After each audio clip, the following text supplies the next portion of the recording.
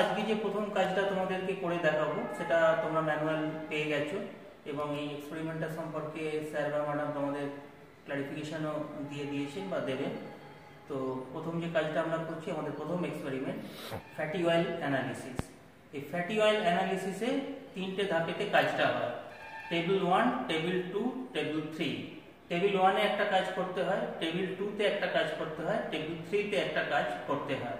Table 1-এ আমরা যে কাজটা প্রথমে করছি বা করে দেখাবো আর কি তোমাদের, আমাদের অ্যাকচুয়ালি সলিউশনটা বানানো আছে কিন্তু কিভাবে করতে হয় সেই প্রসিডিওরটা একটু দেখিয়ে দেবো। সেটা হচ্ছে preparation of standard N/10 oxalic acid solution. এটা আমরা এই ওয়েইং ব্যালেন্সে ওজন নেব, নিয়ে তারপরেতে বানাবো। কিভাবে ওজন নেওয়া হয় এবং কিভাবে সলিউশনটা প্রিপেয়ার করা হয় সেইটা আমরা তোমাদেরকে দেখিয়ে দিচ্ছি, ঠিক আছে? দেখো, এটা একটা standard N/10 oxalic acid solution যেটা আমরা আমাদের বানানো রয়েছে। এটা দিয়েই আজকে আমি কাজ করে দেখাবো। আমি শুধু ওজন নেওয়ার পদ্ধতিটা কিভাবে বানানো হচ্ছে স্ট্যান্ডার্ড সলিউশন সেইটা তোমাদেরকে দেখাবো। তোমরা জানো যে স্ট্যান্ডার্ড সলিউশন কাকে বলে। স্ট্যান্ডার্ড সলিউশন হচ্ছে যার স্ট্রেংথটা জানা আছে, তো সেটাকে স্ট্যান্ডার্ড সলিউশন বলা হয়। সেটা নর্মাল সলিউশন হতে পারে, মোলার সলিউশন হতে পারে, মোলার সলিউশন হতে পারে, এবং তারও আবার অনেক রকমের ভাগ আছে। আমরা যে সলিউশনটা কাজ করবো অক্সালিক অ্যাসিডে সেটা N/10 অর্ডারের। ওকে, এখন এই স্ট্যান্ডার্ড সলিউশন বেসিক্যালি দু রকমের হয়। একটা হচ্ছে প্রাইমারি স্ট্যান্ডার্ড সলিউশন, একটা হচ্ছে secondary standard solution. Primary standard solution যার স্ট্রেংথটা ডিউরিং দ্য টাইম ভ্যারি করে না, চেঞ্জ করে না, অর্থাৎ আজকে আমি যদি বানাই সেটা কিন্তু অনেক দিন ওটা ঠিকঠাক থাকে। কিন্তু সেকেন্ডারি স্ট্যান্ডার্ড সলিউশন সেটা যদি বানানো হয় তার স্ট্রেংথটা কিন্তু ভ্যারি করে যায় ডিউরিং দ্য টাইম, সময়ের সাথে সাথে এটা চেঞ্জ করে যায়। কাজেই সেকেন্ডারি স্ট্যান্ডার্ড সলিউশন নিয়ে যদি কাজ করতে হয় তাহলে সেটাকে প্রথমে একটা প্রাইমারি স্ট্যান্ডার্ড সলিউশন বানিয়ে নিতে হবে এবং সেই প্রাইমারি স্ট্যান্ডার্ড সলিউশন দিয়ে স্ট্যান্ডার্ডাইজ করতে হবে, যে পদ্ধতিটাকে বলা হয় standardisation of the solution, secondary standard solution. তো এখানে হচ্ছে প্রাইমারি স্ট্যান্ডার্ড সলিউশন হচ্ছে অক্সালিক অ্যাসিড, তার একটা N/10 স্ট্রেংথ আমরা বানিয়ে নেব। বানিয়ে নেওয়ার পর সেইটা দিয়ে আমরা কিন্তু KOH solution, potassium hydroxide solution, যেটা কিন্তু সেকেন্ডারি স্ট্যান্ডার্ড সলিউশন, যেটার স্ট্রেংথটা কিন্তু আমরা বার করব। কারণ KOH সলিউশনটাকে এভাবে ওজন নিয়ে বানানো যায় না, যদি বানিয়ে রাখি তো তাহলে সেটার স্ট্রেংথটা কিন্তু ডিউরিং দ্য টাইম ভ্যারি করে যাবে, ঠিক আছে?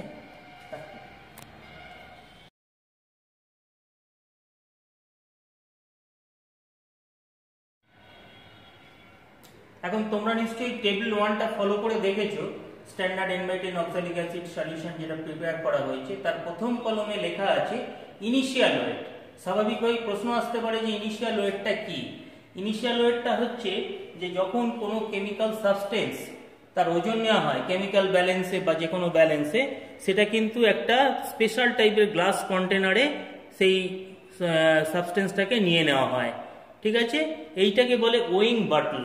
এবং এই ওয়িং বটলে দেখেছো যে লেবেল করা আছে H2C2O4 2H2O, that means oxalic অ্যাসিডের যে ফর্মুলা সেটা কিন্তু এখানে লেবেল করা রয়েছে। আমি এই ওয়িং বটলে অক্সালিক অ্যাসিড যেটা আমরা ওজন করব সেটাকে প্রথমে আন্দাজ মতো ঢেলে নেব, ঠিক আছে? অক্সালিক অ্যাসিডটা দেখতে বেসিক্যালি একটা সল্টের মতনই দেখতে। আমি একটু দেখিয়ে দিই, আমাদের কন্টেনারে রয়েছে, ঠিক আছে? এইটা হচ্ছে অক্সালিক অ্যাসিড সলিউশন। এবার এইটাকে আমি এই গ্লাস কন্টেনারের মধ্যে একটা মোটামুটি পরিমাণ ভর্তি করে নেব।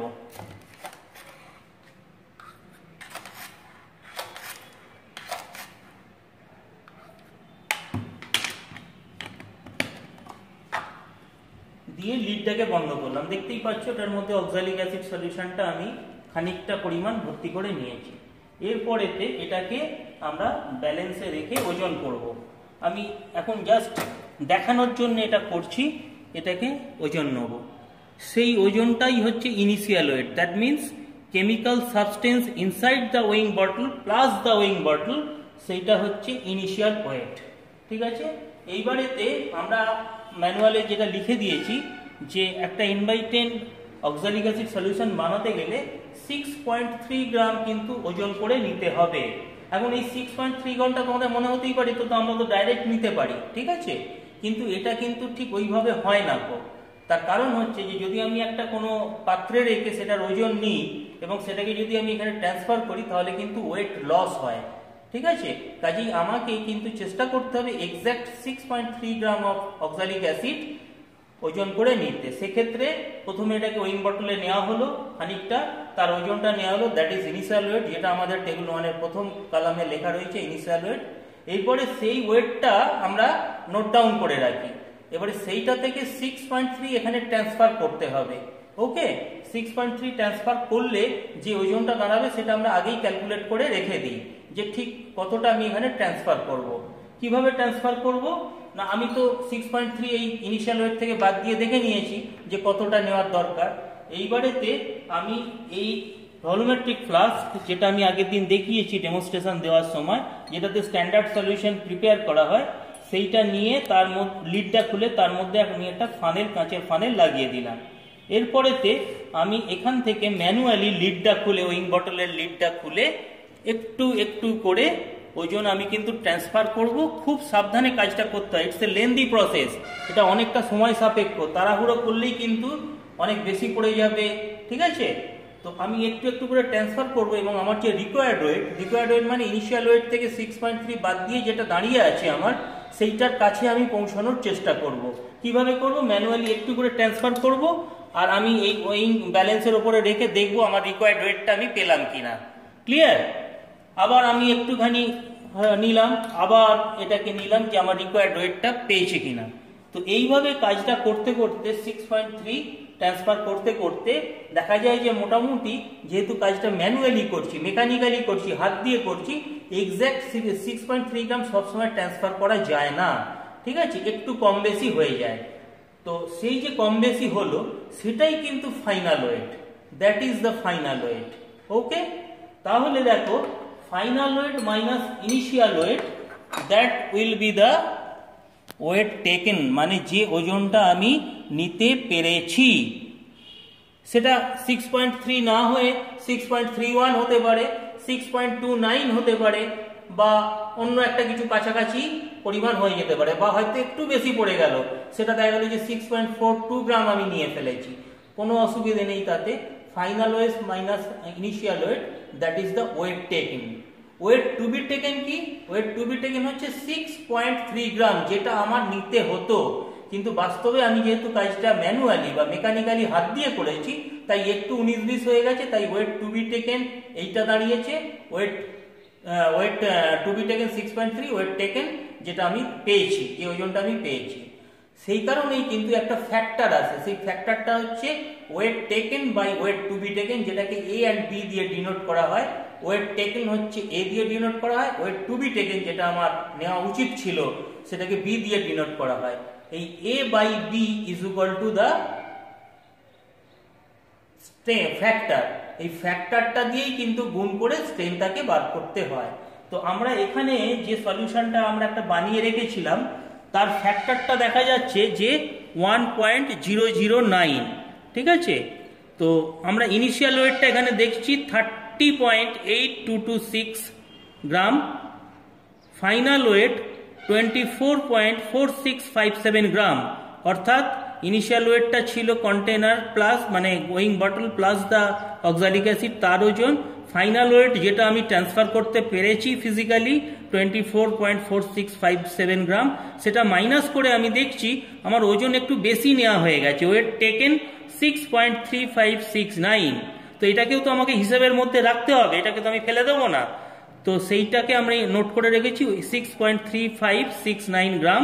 ওয়েট টু বি টেকেন যেটা আমার অ্যাকচুয়ালি নেওয়ার কথা ছিল n/10 বানাতে গেলে, সেটা 6.3। এই weight taken by weight to be taken দেখা যাচ্ছে যে ফ্যাক্টর একটা এসছে 1.009, অর্থাৎ স্ট্রেংথ আমার অ্যাকচুয়ালি দাঁড়ালো 1.009 n/10, মানে 1.009কে যদি আমি 10 দিয়ে ভাগ করি যেটা দাঁড়াবে দ্যাট ইজ দ্য স্ট্রেংথ। তত নর্মাল হচ্ছে আমার অক্সালিক অ্যাসিডের স্ট্রেংথ। এই স্ট্রেংথটা আমার বানানো রয়েছে, এইটা দিয়ে আমি এবারে টাইট্রেশন করে তোমাদেরকে এই ফ্যাটি অয়েল অ্যানালিসিসটা দেখাবো। যেহেতু এটাকে তোমাদের অনলাইনে দেখানো হচ্ছে, তাই সবগুলো রিডিং হয়তো টেবিল 2 বা টেবিল 3 তে দেখানো যাবে না। আমি টেবিল 2 এবং টেবিল 3 একটা করে পারফরমেন্স করে তোমাদেরকে দেখিয়ে দিচ্ছি, যাতে তোমাদের ব্যাপারটাকে বুঝে নিতে খুব সুবিধা হয়, এবং সেই ডেটাগুলো আমরা পরে তোমাদেরকে প্রোভাইড করে দিচ্ছি।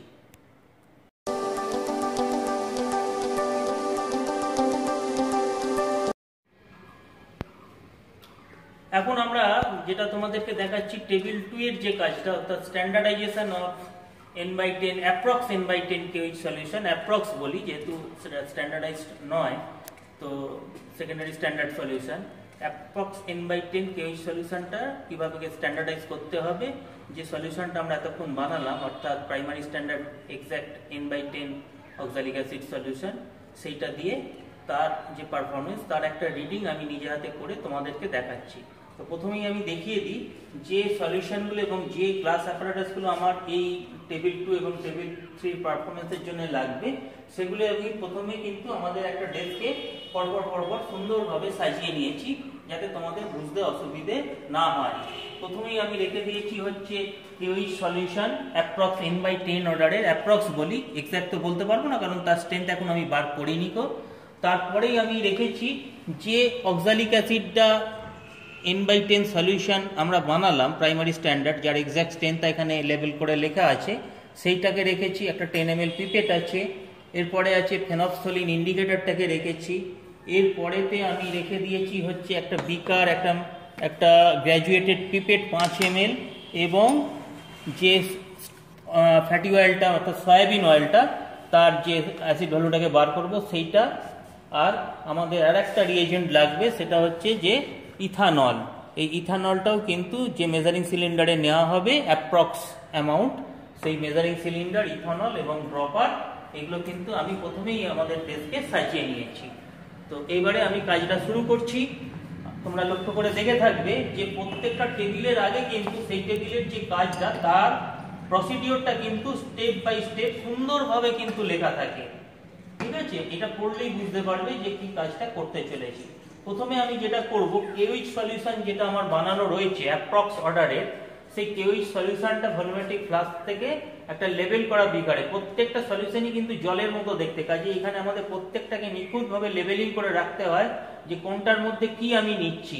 তো একটা বড় বিকারের মধ্যে ভলিউমেট্রিক ফ্লাস্ক থেকে কেউইচ সলিউশনটাকে আমি ঢেলে নিলাম।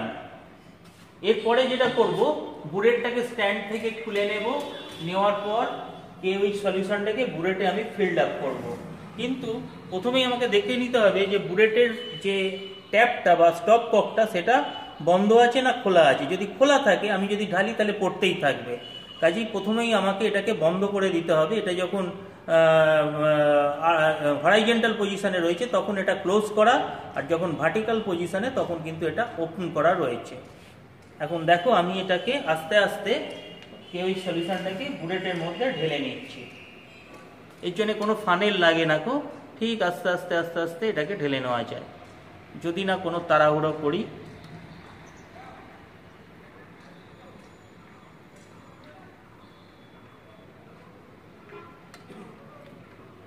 আমি ঢাললাম হচ্ছে 50 ml বুলেটে, 0 থেকে বেশ খানিকটা ওপর পর্যন্ত ঢেলেছি, ঠিক আছে?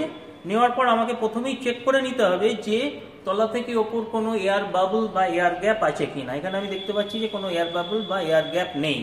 এখন আমি তো 0 থেকে বেশি ঢেলেছি, এবার এটাকে 0 লেভেলে নামিয়ে নিয়ে আসতে হবে, ঠিক আছে?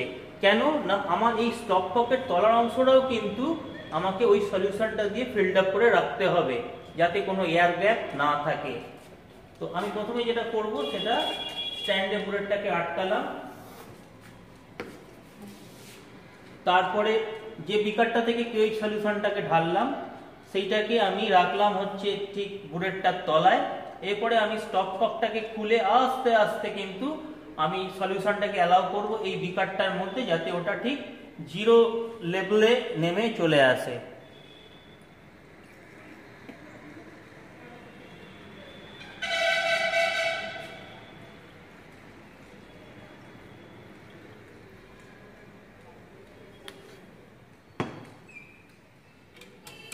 এবারে আমি স্ট্যান্ড থেকে খুলে নিয়ে আরেকবার নিজের আই লেভেল থেকে দেখে নেব যে ওটা ঠিক 0 এসছে কিনা।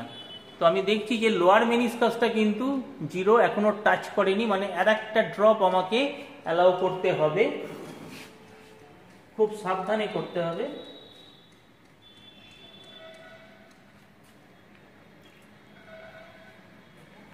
হ্যাঁ, এবারে আমি দেখতে পাচ্ছি আমার আই লেভেল থেকে, কারণ ওপর বা তলা থেকে করলে জানো তোমরা যে প্যারাল্যাক্স এরর হয়, হ্যাঁ, এক্স্যাক্ট কোথায় রয়েছে জায়গাটা সেটা বুঝতে পারা যায় না।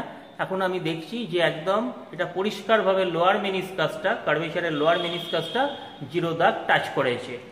আর দেখে নিলাম স্টপ ককের তলাতেও কিন্তু কোনো এয়ার গ্যাপ আমি দেখতে পাচ্ছি না, অর্থাৎ বুলেটটা আমার কাজ করার জন্য প্রস্তুত কেউইচ সলিউশন দিয়ে ফিল্ড আপ করে। এবারে আমি এটাকে আবার স্ট্যান্ডে আটকে রাখলাম, এগুলোকে সরিয়ে দিলাম। এরপরে আমাকে যেটা করতে হবে সেটা হচ্ছে আমি 10 ml অক্সালিক অ্যাসিড যেটা আমি বানিয়েছি সেটা আমি কিন্তু পিপেট আউট করে নেব। পিপেট মানে 10 ml পিপেট এখানে প্রোভাইড করা রয়েছে, সেই 10 ml পিপেটে কিন্তু আমি এটাকে পিপেট আউট করে নেব। প্রথমেই যেটা করব, আমি ভলিউমেট্রিক ফ্লাস্ক থেকে একটা বিকারের মধ্যে ঢেলে নেব। একটুখানি ঢেলে নিলাম। দেখো এই বিকারও কিন্তু লেবেল করা রয়েছে অক্সালিক অ্যাসিড দিয়ে, ঠিক আছে, কারণ সব সলিউশনই একই রকম দেখতে। কোনটা যে কি সেটা বুঝতে গেলে আমাকে প্রত্যেকটা জিনিস, প্রত্যেকটা অ্যাপারেটাস কিন্তু আমাকে লেবেল করে রাখতে হয়, যাতে স্টুডেন্টদের কোনো বুঝতে অসুবিধা না হয়।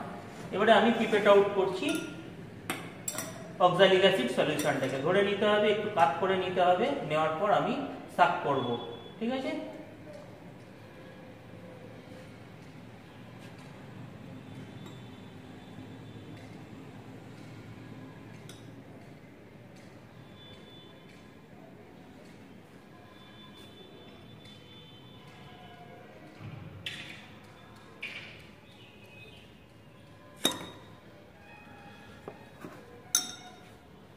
এবারেতে লক্ষ্য করার বিষয় যে মার্কিংটা আছে 10 ml এর, তার থেকে একটু বেশি সাক করেছি আমি, আর ধরেছি কিন্তু বুড়ো আঙুল দিয়ে না, এই আঙুলটা দিয়ে।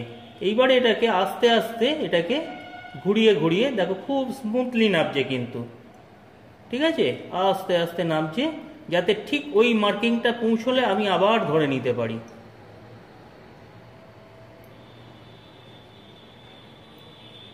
এই ঠিক লোয়ার মেনিসকাসটা এসে ঠিক ওই মার্কিংটাতে টাচ করেছি, আমি আবার মুখটাকে ধরে নিয়েছি, ঠিক আছে। এইবারে আমি এটাকে ডিসচার্জ করব আমার 250 ml কনিক্যাল ফ্লাস্কের মধ্যে, ঠিক আছে। এই আঙুল দিয়ে ধরলে কি হয়, প্রেশারটা কম থাকে এবং এটাকে আস্তে আস্তে ঘোরালে কিন্তু স্মুথলি নেমে যায়।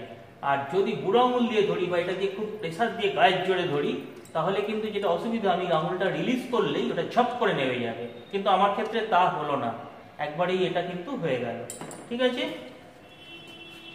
এইবারেতে এই পুরো সলিউশনটা আমি দেখতে পাচ্ছি চলে গেছে। এটাকে একটুখানি মুখটা চেপে ধরলে যেটুকুন আছে সেটাও বেরিয়ে চলে গেল, ঠিক আছে। কিন্তু অনেকের একটা ব্যাড হ্যাবিট আছে, এরকম করে ফু দিয়ে কিন্তু রেসিডিউ অ্যামাউন্টটা নেওয়ার চেষ্টা করে। কোনো দরকার নেই, পেটটাকে এরকম করে হাত দিয়ে মুঠো করে ধরে এবং চাপ দিলেই কিন্তু বেরিয়ে যাবে, ঠিক আছে। আর যেটা বেরোবে না সেটাকে এক্সক্লুডেড ভলিউম বলে, ওটা বাদ দিয়ে 10 ml। তাহলে এখানে আমার 10 ml অক্সালিক অ্যাসিড, যেটা স্ট্যান্ডার্ড সলিউশন আমি প্রিপেয়ার করেছি ওয়েইং ব্যালেন্সে ওজন নিয়ে এবং ডিস্টিল ওয়াটারে গুলে যে সলিউশনটা আমি বানিয়েছি সেটা এখানে নেওয়া রয়েছে। এরপরে এটাতে আমি 1 থেকে 2 ফোঁটা ফেনফথলিন ইন্ডিকেটর অ্যাড করব with the help of a dropper. Phenolphthalein indicator এও কিন্তু দেখতে জলেরই মতন, কিন্তু এখানে পরিষ্কার লেবেল করা রয়েছে ফেনফথলিন বলে, আমি এটাতে দেব।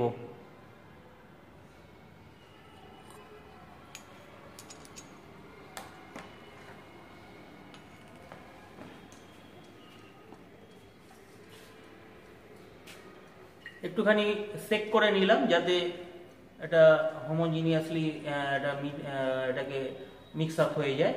তারপরে এটাকে রাখবো, কনিক্যাল ফ্লাস্কটাকে রাখবো হচ্ছে ঠিক বুলেটের তলায়, একদম তলায়, একদম মানে ঢুকিয়ে নয়, জাস্ট একটুখানি যাতে গ্যাপ থাকে, 1-2 আঙ্গুল যাতে গ্যাপ থাকে, যাতে আমার চেক করতে সুবিধা হয়।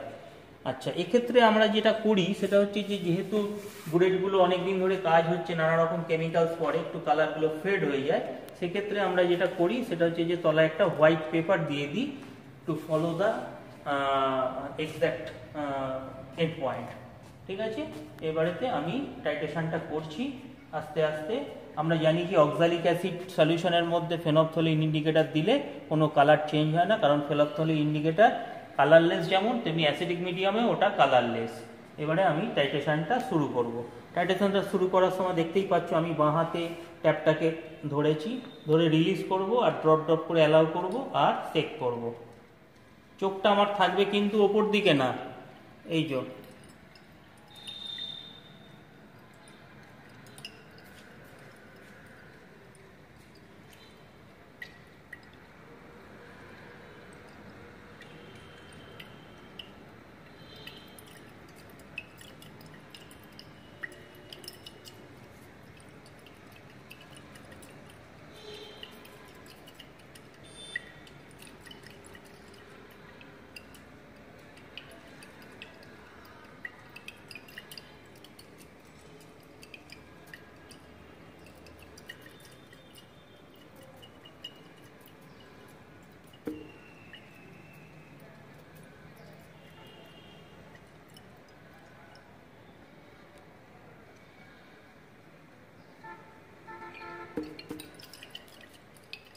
কালারটা আসছে যাচ্ছে, খুব সতর্ক হয়ে কাজ করতে হবে যাতে একদম ফেড পিঙ্ক কালারটা পারসিস্ট করে।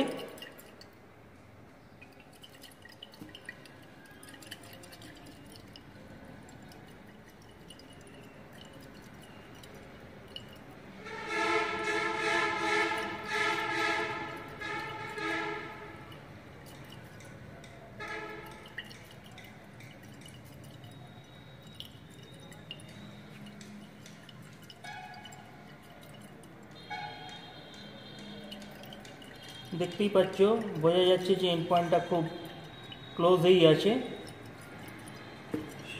দেখো একদম faint pink colour, that is the observation. এখন অনেকে কি করে হুড়ুর করে ঢেলে দেয় এবং পিঙ্ক কালারটা খুব গাঢ় হয়। আরেকটু আমাদের দিতে হবে, যেহেতু আমরা বলেছি যে 15 সেকেন্ড পারসিস্ট করবে।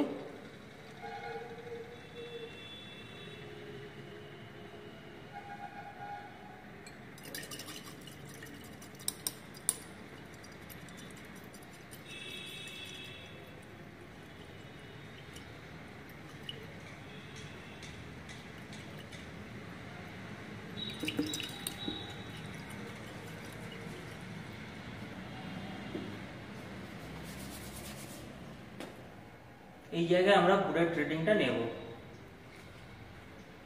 এই সেকিংটা কিন্তু ভাইটাল, তার কারণ হচ্ছে যে কালারটা 50 সেকেন্ড অ্যাটলিস্ট পারসিস্ট করছে কিনা সেটা বোঝবার জন্য কিন্তু সেকিংটা ভেরি ভেরি ইম্পর্টেন্ট। এবং নট অনলি দ্যাট, এন্ড পয়েন্টটা ঠিক এক্স্যাক্ট কোথায় এলো সেটা বোঝবার জন্য কিন্তু সেকিংটা প্রপারলি করে যেতে হবে। অনেকে করে কি যে স্টুডেন্টরা আমরা দেখেছি, এটা আমাদের পূর্ব অভিজ্ঞতা রয়েছে, যে প্রথমে এক গাদা দিয়ে দিল তারপরে নাড়াতে থাকলো। হ্যাঁ, করতে করতে দেখা গেল যে এত পড়ে গেছে ইন্ডিকেটার এই কেওইচটা যে কালারটা একদম ডিপ হয়ে গেছে।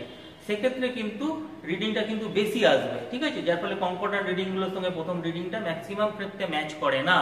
কাজে এরকম ভাবে আমি যেরকম ভাবে করলাম, সতর্কভাবে প্রথম থেকে প্রত্যেকটা রিডিং যদি নেওয়া যায়, ফার্স্ট রিডিংটা নিলে ঠিকঠাক নিতে পারলে সেকেন্ড থার্ড রিডিংগুলোও দেখা যাবে যে ঠিকঠাক নেওয়া গেছে। কারণ এখানে তো এটা একটা স্কেলের মতো বুলেটটা ব্যবহার করা হয়, আমরা ব্যবহার করি, এবং সেক্ষেত্রে কিন্তু ফার্স্ট রিডিং, সেকেন্ড রিডিং এবং থার্ড রিডিং একে অপরকে জাস্টিফাই করছে যে আমার রিডিংগুলো ঠিক নেওয়া হচ্ছে কিনা এবং কাজটা সঠিক হচ্ছে কিনা। তো এবারে আমি বুলেট রিডিংটা নিয়ে নিই, আমার কালারটা পারসিস্ট করছে এখনো স্টিল নাও। এবারে আমি বুলেট রিডিংটা নেব। দেখছি যে 0 থেকে আমি কাজ শুরু করেছি এবং বুলেট রিডিংটা এক্ষেত্রে দাঁড়াচ্ছে 11.8, ঠিক আছে, মানে 12-এর ঠিক জাস্ট দুটো ঘর আগে, 12-এর জাস্ট দুটো ঘর আগে 11.8, এইটা কিন্তু আমার বুলেট রিডিং এসে দাঁড়িয়েছে। তাহলে আমরা বুলেট রিডিংটা লেখার সময় লিখব initial bullet reading 0, final bullet reading 11.8, তার মানে final bullet reading minus initial bullet reading 11.8 minus 0 is equal two actual volume required. ঠিক আছে, এই অ্যাকচুয়াল ভলিউমের জায়গায় 11.8টা নেব। ঠিক আছে, এরপরে আমরা আবার কি ফিল্ড আপ করবো বুলেটটাকে 0 অবধি? না, নট নেসেসারি। ঠিক আছে, এখানে আমার সেকেন্ড রিডিং এর বেলায় ধরো তার পার্টনার রিডিং নিচ্ছে 11.8টাই হয়ে যাবে ইনিশিয়াল রিডিং। তো ফাইনাল রিডিংটা যেখানে গিয়ে শেষ হলো final minus initial another reading, ঠিক আছে, অ্যানাদার অ্যাকচুয়াল ভলিউম। এইভাবেই কিন্তু তিনটে কনকর্ডেন্ট রিডিং নেওয়া হয়।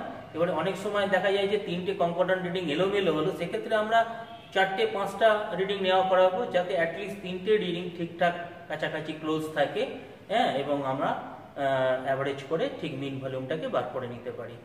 That's all.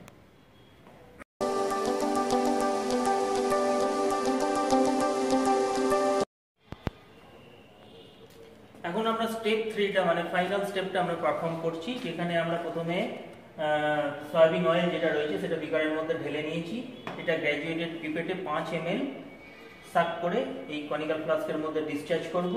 তারপরে আমরা যেটা করব সেটা হচ্ছে যে এই মেজারিং সিলিন্ডারে 5 ml ইথানল অ্যাড করব ওর মধ্যে, এবং 5 ml ডিস্টিল ওয়াটার অ্যাড করে 4 থেকে 5 মিনিট আমরা ওটাকে মিক্স আপ করব।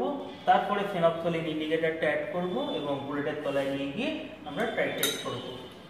প্রথমে সাক করছি সয়াবিন অয়েল।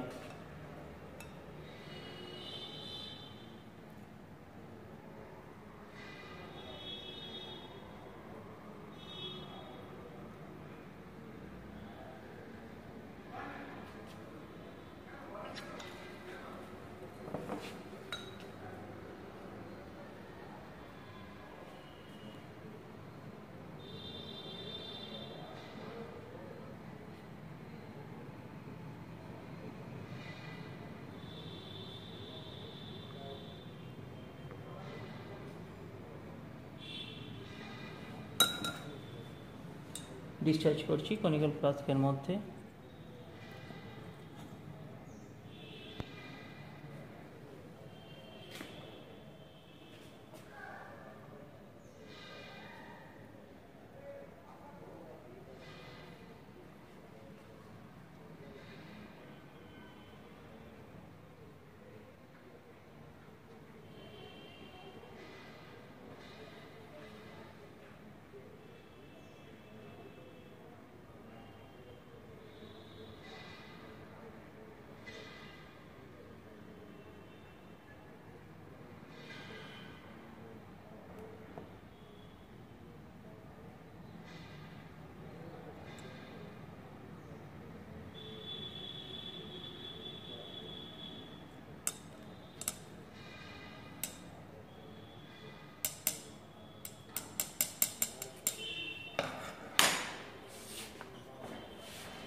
पाँच ml इथेनॉल प्रॉपर করে নেব।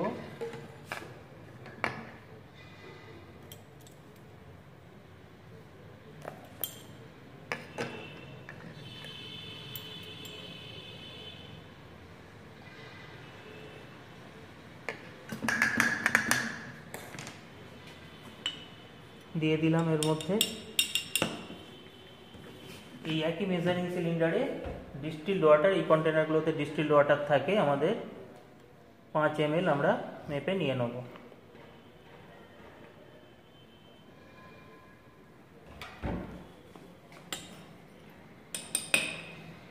এরপরে সেকিং খুব ভালো করে মিক্স আপ করতে হবে। এই সেকিংটা যদি প্রপারলি না হয় তাহলে কিন্তু রেজাল্ট উল্টোপাল্টা আসবে, অবজারভেশন উল্টোপাল্টা দেখাবে।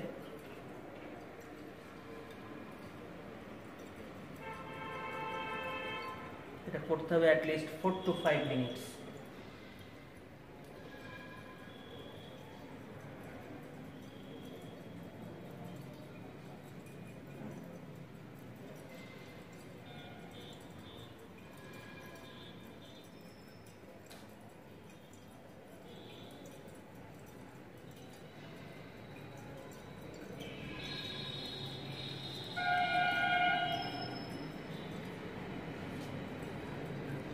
প্রপারলি চেক করলে এটা দেখা যায় সাদা গোলাটে টাইপের হয়ে গেছে, বুঝতে হবে যে মোটামুটি কাজটা হয়েছে চেকিংটা। এরপরে আমি 1 থেকে 2 ফোঁটা ফেনপথলিন ইন্ডিকেটর এটার মধ্যে অ্যাড করছি।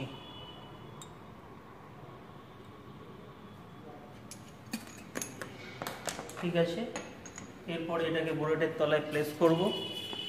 বুলেটটাকে আগে একবার দেখে নেব টিভিএস রিডিংটা ঠিকঠাক জায়গায় রয়েছে কিনা। এরপরে সাদা কাগজ রেখে বুলেটটাকে রাখলাম, রেখে বুলেটটাকে ঠিক সেট করে নিলাম যাতে সেকিং করতে আমার সুবিধে হয়। কাজটা খুব সাবধানে করতে হবে, কারণ আমরা জানি যে গুড ফ্যাটি অয়েলের অ্যাসিড কন্টেন্ট কিন্তু মোটামুটি লেস দ্যান 0.1 অর্থাৎ 1-এর মধ্যেই কাজটা হয়ে যাওয়া উচিত। খুব সতর্কভাবে কাজটা করতে হবে। দেখতেই পাচ্ছি দেওয়ার সঙ্গে সঙ্গেই কিন্তু আসছে আর যাচ্ছে। আর এক ফোঁটা দিয়ে দিলে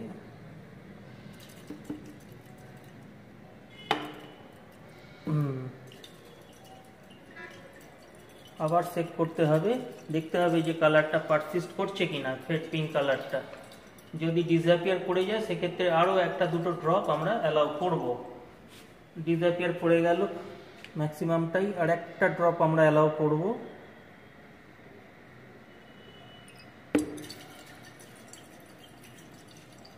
দ্যাটস গুড।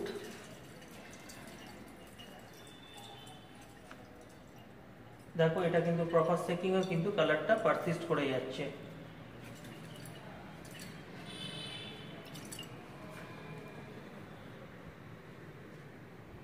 ওকে, এরপরে আমরা বুলেট রিডিংটা নেব। হ্যাঁ, বুলেট রিডিংটা দেখা যাচ্ছে যে আমরা যেটা ভাবছিলাম ঠিক সেই জায়গার মধ্যেই বুলেট রিডিংটা রয়েছে। আমার লেগেছে হচ্ছে 0.1, 0.2, 0.3, 0.4, 0.5 ml মতো লেগেছে। 0.5 ml, বুঝতেই পারছো যে 1-এর থেকে কম, অনেক কম। এবং কালারটা কিন্তু দেখো সেকিং এ এখনো কিন্তু পারসিস্ট করছে, তার মানে কাজটা আমার প্রপারলি হয়েছে।